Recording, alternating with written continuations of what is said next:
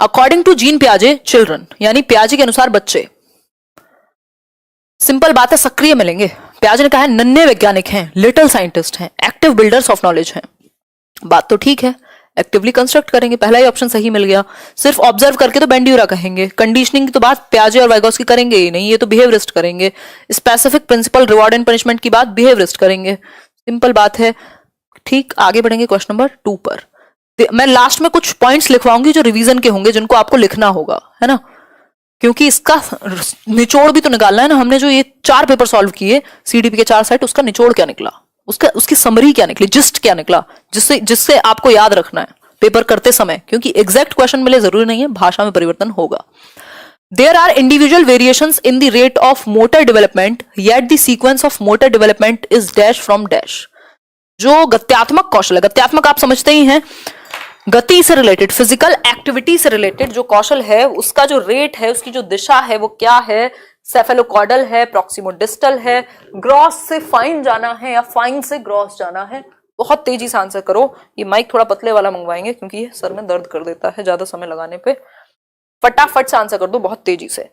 देखो, सेफेलोकॉर्डल और प्रॉक्सिमोडिस्टल जो दिशाएं हैं ना, वो विकास की दिशाएं हैं, ना कि वो गत्यात्मक विकास की हैं। वो कोई फिजिकल एक्टिविटी की नहीं है। फिजिकल एक्टिविटी तो ग्रॉस और फाइन वाली है, जिसमें ग्रॉस की यदि मैं बात करूं तो बड़ी मसल जैसे चलना फिरना, कूदना, दौड़ना, और छोटी मसल है आपकी फाइन मोटर स्किल्स जैसे लिखना, स्केचिंग करना, ड्राइंग करना, काजल लगाना, eyeliner, whatever you want to call it. Gross motor development और फाइन मोटर डेवलपमेंट, अपरिष्कृत स्थूल चालक विकास और सूक्ष्म चालक। ग्रॉस से फाइन, आप देखते हैं बच्चा पहले पूरे हाथ पैर मारने शुरू करता है, बाद में उसको पेन पकड़ना आता है, बाद में वो ड्राइंग करना सीखता है। ये जो कंट्रोल है छोटी मसल पे, ये बाद में डेवलप होता है। ठीक है बात। आगे बढ़ेंगे। The period that initiates the transition to adulthood, यानी वयस्कता की ओर ले जाने वाला संक्रमण काल, अडल्टहुड की तरफ ले जाने वाला पीरियड, ट्रांजिशनल पीरियड भी कह देते हैं इसको। दूसरे शब्दों में परिवर्तनकारी काल, ट्रांजिशनल पीरियड, परिवर्तनकारी काल। बताइए फटाफट से कौन सा होगा ट्रांजिशनल पीरियड, आंसर कीजिए। 30 आउट ऑफ 30, बहुत बढ़िया। एडोलेसेंस, जिसको तनाव एवं तूफान की अवस्था कहा है स्टैनली हॉल ने। किशोरावस्था नाम की उनकी एक पुस्तक थी जो उन्होंने 1900s में लिखी, 1890 में लिखी थी। अब से 100 साल से भी ज्यादा हो चुके हैं। ठीक, एडोलेसेंस यानी किशोरावस्था, यही वो काल है जिसको ट्रांजिशनल काल या ब्रिज कह सकते हो आप। किसके बीच में? चाइल्डहुड और अडल्टहुड के बीच में। ये टीन एज है आपकी, वही है जो संक्रमण काल है या ट्रांजिशनल पीरियड है, जब आप एक अडल्ट में, एक वयस्क में परिवर्तित हो जाते हैं एक बच्चे से या एक टीनेजर से। क्वेश्चन नंबर 4 देखिए। A child argues that Heinz shouldn't steal the drug, यानी एक बच्चा ये तर्क देता है कि जो हाइंस डिलेमा थी कोहलबर्ग की, उसको जो हाइंस था उसको चोरी नहीं करनी चाहिए थी दवा की। क्यों? उसका रीजन है क्योंकि वो जेल जा सकता है, क्योंकि वो जेल जा सकता है। ये रीजनिंग देने वाला बच्चा कोहलबर्ग के नैतिक विकास के किस सिद्धांत या किस स्टेज में आएगा, ये आप मुझे बता दीजिए। सिंपल बात है, वो अटका हुआ है पनिशमेंट एंड ओबीडियंस पर, क्योंकि सोशल ऑर्डर मेंटेनिंग, देखो कितने चालाक हैं पेपर बनाने वाले लोग, कि पहले दे दिया आपको सोशल ऑर्डर मेंटेनिंग ओरिएंटेशन, कि जो हल्का सा भी कंफ्यूज होगा वो यहीं अटक जाएगा, है ना। ऐसा हमेशा नहीं होता, बट आपको समझनी होती है कई चीजें कि ऐसा भी हो सकता है। आपको डाउट रखना जरूरी है, जल्दी करनी है, जल्दबाजी नहीं करनी पेपर में। The social order maintaining orientation, यानी ये तो तब होता ना जब यहां पे रीजन ये होता कि caught and sent to jail, बस पकड़ा जाएगा और जेल भेज देंगे, अच्छा बुरा भला कुछ नहीं। सोशल ऑर्डर तो हम तब कहते हैं ना कि समाज में एक ऑर्डर है वो बिगड़ जाएगा, अगर हाइंस चोरी करेगा तो कल बाकी लोग भी चोरी करेंगे, ऐसी कुछ बात होती तब तो ये होता। यहां तो सिर्फ पनिशमेंट से बचने की बात कर दी, तो पहली स्टेज पे पड़े हुए बच्चे पनिशमेंट एंड ओबीडियंस की। सिंपल, तो समझना जरूरी है क्वेश्चन को। लेव वाइगोस्की रेफर्स टू दी, अगर 30 में से 30 लाने हैं तो एक एक चीज ढंग से पढ़नी होगी।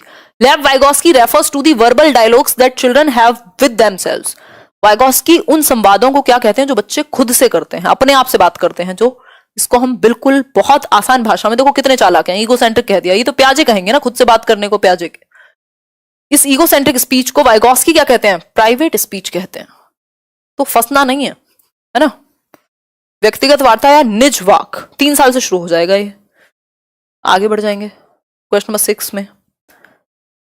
associating toys, articles of clothing, household items, occupations and colors with specific sex is a demonstration of. किसी एक सेक्स से, किसी एक लिंग से खिलौनों को, कपड़ों को, रंगों को जोड़ना, अरे पिंक कलर ये तो लड़कियों का होता है ना? या स्कूटी आजकल तो खैर नॉर्मल हो गया है, तो ये तो लड़कियां चलाती हैं, या बाइक तो सिर्फ लड़के चलाते हैं। इस तरीके की चीजें करना क्या कहलाएगा? जेंडर स्टीरियोटाइपिंग कहलाएगा, जेंडर रूढ़िबद्धता या लिंग रूढ़िबद्धता कहलाएगा। ठीक है, समाज एक जेंडर यानी लिंग एक सामाजिक संरचना, जेंडर लिखा हो तो सोशल कंस्ट्रक्ट, सेक्स लिखा हो तो biological construct. In an elementary classroom it is important to dash the experiences that a child brings with her. एक एलिमेंट्री नहीं, यहां कुछ भी लिखा होता है ना, तब भी आप बच्चे के एक्सपीरियंस को जो वो घर से लेके आता है, जो उसका पूर्व ज्ञान है, जो प्रीवियस नॉलेज है, उसको हमेशा एक्सेप्ट करते हैं, उस पर बिल्ड ऑन करते हैं, बिल्डिंग बनाते हैं उसके प्रीवियस नॉलेज पे। प्रीवियस नॉलेज से न्यू नॉलेज को हमेशा कनेक्ट करते हैं। ऐसे ही लर्निंग बेस्ट तरीके से होती है। आगे बढ़ेंगे, क्वेश्चन नंबर 8 देखिए। आ टीचर शुड, एक शिक्षक को चाहिए कि, बताइए एक बार, एक शिक्षक को क्या चाहिए? कंपैरिजन हो। ये थोड़ी उद्देश्य है आपके जीवन का कि कंपैरिजन कराएं आप आपस में। यार 10,500 लोग अगर इस समय जुड़े हुए हैं, गजब की बात है 94 मिनट के बाद। Promote students belonging to certain cultures, यानी विशेष संस्कृति या समुदाय के बच्चों को बढ़ावा देना। इग्नोर करना कल्चरल डिफरेंस को, या कम्युनिकेट करना कि वो हर एक कल्चर की यानी हर एक संस्कृति और समाज की वो शिक्षक या शिक्षिका इज्जत करते हैं या रिस्पेक्ट करते हैं। यह संप्रेषित करेंगे आप अपनी बॉडी लैंग्वेज, अपनी भाषा, अपने कर्मों से कि आप हर एक समुदाय और समाज के बच्चे को या समुदाय और समाज को रिस्पेक्ट करते हैं। हो सकता है आप किसी एक धर्म को मानते हो, बट इसका मतलब ये नहीं कि आप बाकी सबको बुरा कहते हैं। आप सबको रिस्पेक्ट करते हैं, सबका अपना एक वे है। आगे बढ़ते हैं क्वेश्चन नंबर 9 पर। Which of the following constructs does right to education act 2009 advocate, यानी शिक्षा का अधिकार अधिनियम 2009 किस चीज की वकालत करता है? अभी थोड़ी देर पहले मैंने आपको एक क्वेश्चन कराया था जिसमें बात थी कि आरटीई जो है वो बात करता है इंक्लूसिव एजुकेशन की। क्यों? क्योंकि ह्यूमनिस्टिक पर्सपेक्टिव में, मानवतावादी ढांचे के अकॉर्डिंग ये जानना जरूरी है कि हर बच्चा साथ में सीखे, चाहे उनमें कितने भी अंतर हो, उनको सीखने का अधिकार है। तो इंक्लूसिव एजुकेशन को बढ़ावा देगा राइट टू एजुकेशन एक्ट, जिसमें 6 से 14 वर्ष के बच्चे को फ्री एंड कंपल्सरी एजुकेशन की बात हुई है। Dash is the philosophy that all children have a right to get equal education in a regular system. हर बच्चे को एक रेगुलर स्कूल में, एक नॉर्मल स्कूल में एडमिशन लेके सीखने का अधिकार है। ऐसी बात कौन करेगा? सिंपल है, इंक्लूजन करेगा। इंक्लूसिव एजुकेशन, समावेशी शिक्षा, ये कहता है कि हर एक बच्चे को कितने भी उसके अंदर अंतर हो, सीखने का आधार है एक साथ रेगुलर स्कूल में। क्योंकि समाज में भी तो हम एक ही साथ रह रहे हैं, चाहे किसी को दिखे ना दिखे, किसी को कोई प्रॉब्लम हो, समाज में तो सब तरह के लोग हैं ना। तो हमारे अंदर जब इंडिविजुअल डिफरेंसेस हैं, तो स्कूल में भी हमें साथ सीखना चाहिए। ये अच्छा क्वेश्चन है, मुश्किल बनाने के लिए ये तरीका आजकल अपनाया जा रहा है। फटाफट से इसको मैच करो, देखते हैं कितने लोग सॉल्व करते हैं। इसमें मैं स्पेशली कम टाइम दूंगी आपको, क्योंकि अगर आप जल्दी सॉल्व नहीं कर पाएंगे फिर पॉइंट खत्म हो जाएगा ना इतनी प्रैक्टिस का। देखो फटाफट से 11th का आंसर करो, लिखो 11th का कौन सा होगा, फटाफट से बताओ एक बार। अति उत्तम। एक तो आप लोगों के कमेंट्स इतने अच्छे होते हैं, मैं पढ़ नहीं पाती हूँ। नातिक कह रहे हैं, विकास जी धन्यवाद। बताइए, आंसर कीजिए फटाफट से। 11th का 2 कह रहे हैं आप लोग, यानी गिफ्टेड बच्चा जो है बहुत तेजी से सीखेगा। सही है, यानी फर्स्ट का डी तो बहुत जगह पे है। बाकी देखो, लर्निंग डिसेबल्ड को दिक्कत होगी, हाँ कह सकते हैं। सेकंड का ए, ये तो यही है सिर्फ, तो बिल्कुल आंसर हमने मैच कर दिया 1 मिनट के अंदर कि बी ही ऑप्शन इसका सही है। ठीक, एडीएचडी वाले को अटेंशन में दिक्कत होगी, ये बात हो गई। क्रिएटिव बच्चा मल्टीपल सॉल्यूशन सोच लेगा। अब देखो 12th question, children learn effectively when, बच्चे प्रभावी ढंग से सीखते हैं कब? बताइए एक बार, बच्चे प्रभावी ढंग से कब सीखते हैं ये बताइए। बच्चे प्रभावी ढंग से कब सीखते हैं ये बता दीजिए बस। दे मेमोराइज फैक्ट, रट के, कभी भी नहीं, कॉपी करके, जी नहीं, जब बच्चे एक्टिव होकर के पार्टिसिपेट करेंगे। देख रहे हो, वो जो फंडा है ना अपना, जितना बच्चा एक्टिव है उतना अच्छा ऑप्शन है। ठीक, सिर्फ कंट्रोल करके नहीं, टीचर के, बच्चे की विभिन्न गतिविधियों में सक्रिय भागीदारिता से आप ये मानते हैं। Children should dash questions in the class, बच्चों को क्वेश्चन पूछने के लिए क्या करेंगे? एनकरेज करेंगे, डिस्करेज करेंगे, क्या करेंगे? आप हमेशा कहेंगे जितने क्वेश्चंस हो सके पूछिए, डाउट्स क्लियर करिए। ये ऑनलाइन एजुकेशन की मुझे थोड़ी सी समस्या लगती है कि यहां थोड़ी सी समस्या ये है कि आप एग्जैक्ट नहीं पूछ पाते हैं कई बार। जहां लोग कम होते हैं वहां पूछ पाते हैं, लेकिन अब हम सोचो 10:30, 11, 12,000 तक अगर लोग होंगे तो ये एक अच्छी बात भी है और बुरी बात भी है। स्पेशली छोटे बच्चों के लिए ये बुरी बात है, बड़े तो अपने डाउट्स क्लियर कर लेते हैं किसी ना किसी तरीके से। Children should be encouraged to ask questions, उनको प्रेरित करना चाहिए सवाल पूछने के लिए। Which of the following is not a key process through which meaningful learning occurs? इनमें से कौन सी एक की प्रोसेस नहीं है जिसके थ्रू सार्थक अधिगम हो सके? बताइए, फटाफट से आंसर करो जल्दी से। मेमोराइजेशन एंड रिकॉल कह सकते हैं, रेपिटेशन और प्रैक्टिस भी एक बार को ठीक है, बट सिर्फ रिकॉल करना और मेमोराइज करना बार बार, ये तो रोट लर्निंग में ही चला जाएगा, रटने में ही चला जाएगा। कंठस्थीकरण का तो मतलब ही है ना, कंठस्थ करने का मतलब है बिल्कुल आपने रट्टा लगा दिया। आगे बढ़ेंगे क्वेश्चन नंबर 15 पे। व्हेन टीचर्स हैव, ये 100th क्वेश्चन है, आज का 100वां क्वेश्चन है, सेंचुरी मार गए हम। देखिए एक बार क्वेश्चन नंबर 15 देखिए। When teachers have positive beliefs about students and there abilities, जब शिक्षक को अपने विद्यार्थियों की, अपने स्टूडेंट्स की योग्यताओं में सकारात्मक विश्वास है कि यार क्यों नहीं करोगे क्लियर, क्यों नहीं होगा, मेहनत करके ही होता है ना, तो ये अगर विश्वास है तो इसका फर्क क्या होगा, इसका इम्पैक्ट क्या होगा, ये बता दीजिए। ऑब्वियसली बच्चे ईगर होते हैं और मोटिवेटेड होते हैं सीखने के लिए। अरे हमारे शिक्षक ने कहा है, हमारे टीचर ने कहा है, कर सकते हैं, पॉसिबल है, स्ट्रेटेजी है, 1 महीने में भी होता है सीटेट क्लियर, और ये सच्ची बात है, कोई हवा की बात नहीं है। तो हम कहेंगे कि आपकी क्यूरियोसिटी और आपके एफर्ट बढ़ते हैं, आप मोटिवेटेड फील करते हैं, आप तैयारी करना शुरू कर देते हैं, पहले ही हथियार नहीं डाल देते हैं। ठीक है बात। आगे बढ़ेंगे क्वेश्चन नंबर 16 पे। चिल्ड्रंस एरर्स, यानी बच्चों की जो गलतियां हैं वो क्या करती हैं? केयरलेसनेस दिखाती हैं। गलतियां हमेशा अच्छी होती हैं, इनको हम केयरलेस नहीं कहते। बच्चे की गलती का मतलब ये नहीं है बच्चा गलत है, गलती एक डिफरेंट चीज है। वो कहा है ना महात्मा गांधी ने कि कुछ तो था कि फॉरगिव द सिनर और समथिंग लाइक दैट, सिन को हमें करना चाहिए। खैर ये वो वाली बात नहीं है, ये ज्यादा ही डीप हो जाएगी वो बात। तो यहाँ सिंपल बात है, बच्चा सीखेगा तो गलती तो करेगा, और गलती करेगा तभी तो हमें पता लगेगा कि समस्या कहाँ है।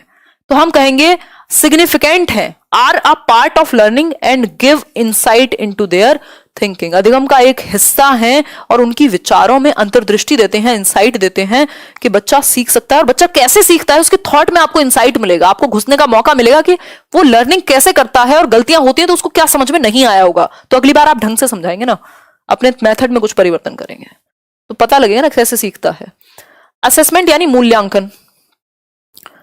मूल्यांकन देखिए, असेसमेंट मूल्यांकन को क्या कहेंगे? सेपरेट रखेंगे आप, पार्ट होना चाहिए, शुड बी, बिल्कुल इंटीग्रल पार्ट होना चाहिए, अंतर्निहित होना चाहिए टीचिंग लर्निंग में। कब आप बच्चे को जांच ले रहे हैं उसको भी नहीं पता लगा और आपको भी नहीं लगा, ये बात तो अच्छी है। फिर भी बाकी ऑप्शन देख लेते हैं। सिर्फ मार्क्स में, लेबल में, फेल और पास में, इससे नहीं चलेगा। ऑब्जेक्टिव टाइप ही क्यों, हर तरह की एक्टिविटीज हो मूल्यांकन के लिए भी, सिर्फ पेन पेपर टेस्ट थोड़ी होता है। क्वेश्चन नंबर 18 है, in a constructivist frame learning is, अधिगम क्या है रचनावादियों के अनुसार? सिंपल है, रचनावादी आ जाएं तो meaningful, inquiry, dialogue, discussion, activity, इन सब पे ध्यान देना है। आज चेंज इन बिहेवियर, ये तो लर्निंग की बात हो गई। पैसिव तो कभी नहीं होगा, बच्चा होगा active and social in its character. Learning एक सोशल एक्टिविटी है, ऐसा कंस्ट्रक्टिविज्म भी मानेगा, प्रोग्रेसिव एजुकेशन भी मानेगा, और सच में भी यही है। और एक्टिवली कंस्ट्रक्ट किया जाएगा, ऐसा नहीं है किसी एक दिन जागे और बस एकदम से अचानक से प्रकाश हो गया। What principle does the following highlight, कौन सा प्रिंसिपल है इस क्वेश्चन में? ये पढ़िए, फटाफट से पढ़िए, मैं पानी पीऊंगी। बस 10 क्वेश्चन बाकी हैं 120 क्वेश्चन होने में, मतलब 102 मिनट में हम 100 क्वेश्चन से ऊपर कर चुके हैं। मतलब 1 मिनट भी नहीं लिया हमने एक क्वेश्चन को आज सॉल्व करने में। कितनी अमेजिंग बात ना है। इसमें मैं आपको एक्सप्लेन भी कर दे पा रही हूँ, थोड़ा सा कर दे रही हूँ, आप भी आंसर कर पा रहे हैं, और प्रॉपर डिस्कशन चल रहा है, क्वेश्चन भी हम पढ़ रहे हैं। तो स्पीड ठीक ठाक है, बल्कि इससे बहुत ज्यादा स्पीड हो सकती है, लेकिन फिर आप समझ नहीं पाएंगे और उसका कोई पॉइंट नहीं रहेगा। फिर थोड़ा बहुत तो डिस्कशन बनता ही है ना। तो स्पीड बहुत अच्छी चल रही है, आप किताब खोल के बैठेंगे तब 100 क्वेश्चन 100 मिनट में पढ़ पाएंगे।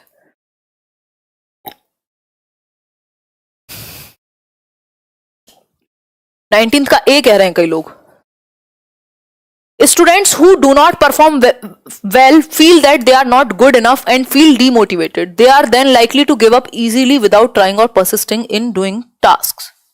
यानी जो विद्यार्थी अच्छा प्रदर्शन नहीं कर पाते, वो महसूस करते हैं कि हम अच्छे नहीं हैं, हतोत्साहित अपने आप को फील करते हैं कि आज तो इतने ही आए। जैसे मैं डेली पूछती हूँ आउट ऑफ 40 कितने आए, किसी ने लिखा 20 ही आए, आज तो बहुत ही ऐसा फील हो रहा है कि पता नहीं होगा कि नहीं। इस बात का मतलब क्या है? इस बात का सिंपल मतलब है। और अगर ऐसा हो जाए फील बार बार, तो कई बार क्या होता है, इंसान पूरा भी नहीं करता, उससे पहले ही छोड़ देता है। ये है सिंपल कि जो संज्ञान और हमारे इमोशंस हैं वो अलग नहीं हो सकते। हमारा जो दिमाग है और हमारे जो इमोशंस है एक दूसरे को प्रभावित कर रहे हैं। यदि आप डरा हुआ फील करने जाए चल देंगे या फील करेंगे तो दिमाग और डराएगा आपको। तो आपको इमोशंस को मजबूत रखना है ताकि संज्ञान भी आपका मजबूत रहे, स्पेशली एग्जाम टाइम में। आगे बढ़ेंगे क्वेश्चन नंबर 20 पे। 20th कहता है, our teacher can encourage children to become effective problem solvers. अच्छे समस्या समाधान करता बनाना है आपको बच्चों को। तो इसके लिए आप क्या करेंगे, फटाफट से आंसर कीजिए। कंठस्थीकरण तो नहीं कराएंगे एटलीस्ट, ठीक है ना। मतलब कंठस्थीकरण का मतलब है सिर्फ मेमोराइज नहीं कराएंगे इंफॉर्मेशन को। अपॉर्चुनिटी देना अच्छी बात होती है, लेकिन सिर्फ सिमिलर आंसर लिखवाना टेक्स्ट बुक से ये गलत है। इसलिए पूरा पढ़ना जरूरी है ऑप्शन को, नहीं तो गलत हो जाएगा। स्टेप बाय स्टेप सॉल्यूशन लिख दोगे, अपना दिमाग तो लगाया ही नहीं। Encouraging children to make intuitive guesses. Intuitive होते हैं जो उनके अंदर से सहज भाव आ रहे हैं एकदम से कि भाई ये ऑप्शन, इसका ये तरीका हो सकता है ना। मल्टीपल वेज उनको मौका देंगे, मल्टीपल तरीके सोचने का। क्वेश्चन नंबर 21 है, use of methods where learners own initiative and efforts are involved is an example of. यानी उन मेथड्स का इस्तेमाल जिसमें बच्चे के खुद के एफर्ट्स जो हैं वो इन्वॉल्व हो। देखिए, सोचिए क्या होगा आंसर। ट्रेडिशनल तो नहीं हो सकते ना, ये तो बच्चे के एफर्ट्स इन्वॉल्व है, यानी अधिगम कर्ता केंद्रित विधि है, यानी लर्नर सेंटर्ड मेथड है। ठीक है बात, लर्नर सेंटर्ड मेथड है।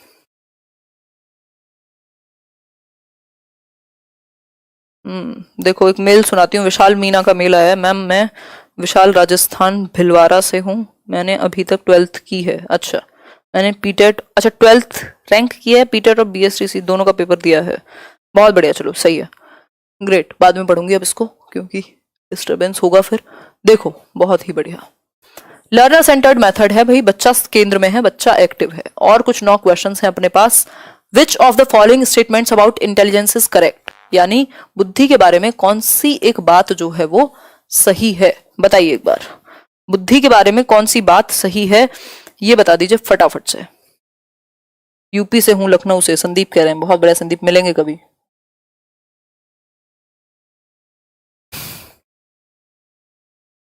सुरजीत, जितने ऑफिशियल आंसर मिल जाएंगे मैं डाल दूंगी यूपी टेट के भी। बताओ एक बार, इंटेलिजेंस क्या है, मल्टी डायमेंशनल है, कोई एक एस्पेक्ट इंटेलिजेंस नहीं है, सिर्फ हेरिडिटी नहीं है, दोनों ही एस्पेक्ट है। क्वेश्चन नंबर 23 देखिए, which of the following is the primary socialising agency. आप देख रहे हो 4 पेपर किए हमने, ये 4th पेपर है, आपको पता लग गया होगा कितने क्वेश्चन रिपीट हो रहे हैं, बस थोड़ी सी लैंग्वेज चेंज हो रही है। Primary socialising agency, primary family, family family, secondary होता तो स्कूल, बाकी लोग तो बाद में ही आएंगे, परिवार primary. The major proposition of Jean Piaget's theory, Jean प्याजे के सिद्धांत का प्रमुख प्रस्ताव क्या है, क्या होना है बच्चे को जीन प्याजे के अकॉर्डिंग, फटाफट से बताओ। जमे हुए हो यार आप लोगों, तो गजब कर दिया भाई, इतनी सर्दी में भी रजाई लेके बैठे हो कि नहीं, बताना जरा। टीचिंग स्टाइल बहुत अमेजिंग। आज तो हम बस थोड़ा सा टेस्ट कर रहे हैं, मैं थोड़ा थोड़ा आपको बता दे रही हूँ साथ में। आकाश गैंग और धन्यवाद। बाकी देखिए, चिल्ड्रंस थिंकिंग, बता नहीं रहे हो यार, कौन तुम्हारी रजाई छीन रहा है, बिल्कुल बैठे हैं। अच्छा ठीक है, फिर ठीक है। कंबल, हीटर, भावना पूछो पूछो, डाउट पूछो यार, आज तो कहीं डाउट नहीं आना चाहिए था, बिल्कुल क्रिस्टल क्लियर आंसर्स मैंने आपको दिए हैं यूपी आगरा से। चलिए बहुत बढ़िया, चलिए खैर कोई बात नहीं, रजाई के बारे में बात बाद में करेंगे, ठंड है तो बैठे ही हो गए, ऑब्वियस है। The major proposition of Jean Piaget's theory is that, क्या है, क्वांटिटेटिवली अलग है, क्वालिटेटिवली अलग है। सुपीरियर और इंफीरियर जैसा तो कुछ है ही नहीं, बच्चा अपने आप में अलग एंटिटी है, आप अलग एंटिटी है, वो भी एक इंडिविजुअल है, आप भी एक इंडिविजुअल है। ऐसा नहीं है कि आप उससे सुपीरियर हैं, ये कॉन्सेप्ट कभी मत लाइएगा, ये वर्ड्स खतरनाक हैं, ये आपको कभी भी सही दिशा में नहीं लेके जाएंगे। Children's thinking is qualitatively different from adults, ये सेम क्वेश्चन है जो एक बार आया था। बच्चों की जो सोच है वो गुणात्मक रूप से वयस्कों से भिन्न होती है। दैट मीन्स, इसका मतलब क्या हुआ, जो बच्चों की सोच है वो क्वालिटेटिवली का मतलब है काइंड में अलग है, टाइप सेम है, सॉरी काइंड में अलग है यानी टाइप अलग है, क्वांटिटी सेम है। ठीक, क्वांटिटी या अमाउंट जिसको हम कहेंगे, अमाउंट सेम है। ये 3-4 बार आ चुका है ये क्वेश्चन, बस लैंग्वेज बदल जाती है, कई बार काइंड की जगह दे देगा टाइप और अमाउंट की जगह दे देगा क्वांटिटी। यहां भी सेम तरीका है। तो बच्चे अलग सोचते हैं बट सोचते अमाउंट बराबर है, सोचते वो भी हैं। जेंडर इज अ और एन, जेंडर क्या है, एक सोशल कंस्ट्रक्ट है। अब देखो यहां आज तो जेंडर लिख दिया, कई बार लिंग ही होता है, अगर सेक्स लिखा होगा यहां तब भी लिंग ही देगा।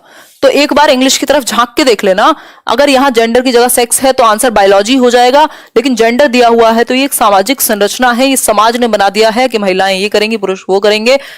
बायोलॉजी हमारी डिफरेंट है, वो जैविक संरचना हुई जिसको हम सेक्स कहेंगे। तो जेंडर एक सोशियोलॉजिकल संरचना है। ठीक हो गई बात। आपके बुक के सॉल्व पेपर के आंसर इस वीडियो से डिफरेंस है। सरिता ठाकुर, कुछ आंसर्स में दिक्कत हो सकती है क्योंकि क्या होता है, टाइपिंग टीम होती है जो प्रॉपर कंटेंट फाइनल करती है, तो उनसे भी मिस्टेक हो सकती है, तो बुक में दिक्कत होगी। यहां जो मैं करा रही हूँ वो फाइनल है। आज तो स्पेसिफिकली एक क्वेश्चन में इधर से उधर नहीं होगा, बिल्कुल प्रॉपर ऑफिशियल आंसर की। ठीक है, और बुक को आए हुए भी 1.5 साल हो गया, तो अभी उसको अपडेट होने की भी जरूरत है। Which of the following correctly identifies the broad domains of development.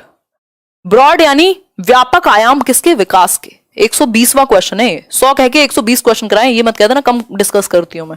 ठीक है, पीसीएस ही याद कर लो। पीसीएस ये पब्लिक सर्विस कमीशन वाला पीसीएस नहीं है, ये पीसीएस ई है, यानी physical, cognitive, social, emotional. Physical मतलब शारीरिक, कॉग्निटिव मतलब संज्ञानात्मक, दिमाग से रिलेटेड, सोशल मतलब सामाजिक, और इमोशनल यानी सामवेगिक। ठीक है बात, फटाफट से देखो एक बार, जल्दी देखो।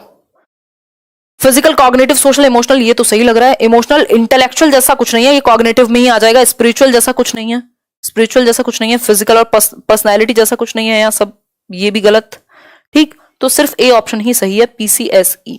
इसी के अंदर बाकी प्रकार आ जाते हैं।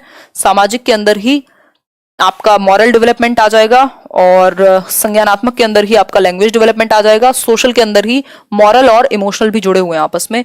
आउट ऑफ 120 क्वेश्चंस, गर्व से कहिए कि आपने 120 क्वेश्चन एक जगह पे बैठ के सॉल्व किए, ये अपने आप में बहुत बड़ी बात है। और मैंने एक जगह पे खड़े रह के, क्योंकि घूमने की भी जगह नहीं है, आपको मैंने स्टूडियो दिखाया ही था, ज्यादा हाथ पैर नहीं मारे जा सकते हैं, 2 कदम चला जा सकता है और इतना बस इतना बैठा जा सकता है। तो 120 क्वेश्चन आपने एक जगह पे बैठ के सॉल्व किए हैं, पहले तो अपने आप को शाबाशी दीजिए। अगर मेहनत करना आ जाए आपको जीवन में, आधी चीजें वैसे ही सॉल्व हो जाती हैं, है ना, क्योंकि ज्यादातर को तो मेहनत करने की नहीं, डे ड्रीमिंग की आदत है ना। डे ड्रीमिंग से जीवन नहीं चलता। और ठीक है बात। विकास गौतम, बहुत बढ़िया, मजा आ गया आज के सेशन में। बहुत टाइम बाद इतना लंबा सेशन हुआ है, मुझे लग रहा है मजा आ गया सच में, बहुत बढ़िया, गजब। थैंक यू सो मच, आप सभी का दिल से धन्यवाद। आप लोग जुड़ते हैं, कुछ मैं आपसे सीख पाती हूँ, कुछ आप मुझसे सीख पाते हैं, ये एनर्जी बिल्ड हो पाती है, एक एनर्जी क्रिएट हो पाती है प्रॉपर। ठीक है, 120 में से कितने क्वेश्चन ठीक हुए, जो भी आपका सवाल, सुझाव, विचार हो, आप कमेंट सेक्शन में बता दीजिएगा। 101% सारे आंसर सही हैं, आपको दोबारा सोचने की जरूरत नहीं है। ये फाइनल रिवीजन चल रहा है, इसीलिए मैं आपको फिर से बता दे रही हूँ। अगर कहीं किसी किताब में, कहीं किसी जगह, किसी चैनल पर अगर आपने कुछ भी देखा है, ये वाले आंसर्स, इस वीडियो के 120 आंसर्स 1% भी अगर आप चैलेंज कर दें तो मैं आपकी बात मान लूंगी, सिंपल है ना।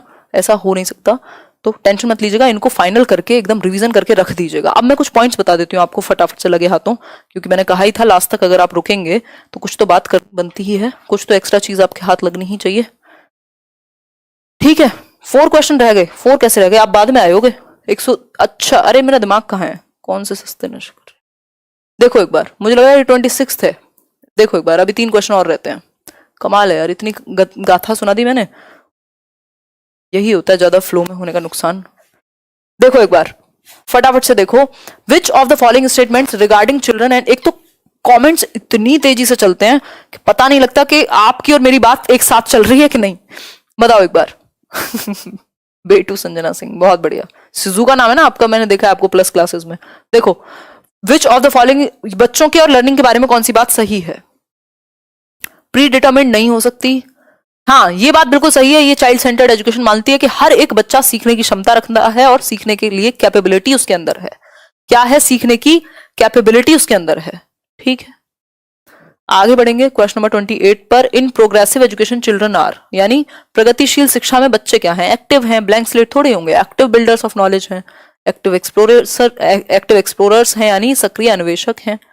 अकॉर्डिंग टू लेव वाइगॉस की learning is, learning by doing की बात करती है ना प्रोग्रेसिव एजुकेशन। लेव वाइगॉस्की के अकॉर्डिंग लर्निंग क्या है, एक सोशल एक्टिविटी है। ये तो बिल्कुल रिपीटेड क्वेश्चन है, आप आंख बंद करके भी बता दोगे, सामाजिक गतिविधि है। लास्ट क्वेश्चन देख लो, which of the following characterises a child in the pre operational stage, यानी 2 से 7 वर्ष पूर्व संक्रियात्मक अवस्था, इसकी भी 2 सब स्टेजेस होती हैं, एक होती है 2 से 4, प्री इंट्यूटिव या सिंबॉलिक कहते हैं तो इसको, और ये है 4 से 7, इसको इंट्यूटिव कहेंगे। ये सिंबॉलिक हुई। बताओ एक बार, pre operational stage, irreversibility of thought, thought में रिवर्सिबिलिटी नहीं आती, यानी कंजर्वेशन नहीं आया होता, क्योंकि वो अपने विचार को पलट के नहीं देख सकता। बर्फ पानी बन सकती है और पानी बर्फ, ये वो नहीं रिवर्स करके सोच पाएगा। बाकी गोल डायरेक्टेड बिहेवियर तो जन्म से 2 वर्ष में आ जाएगा, ये भी जन्म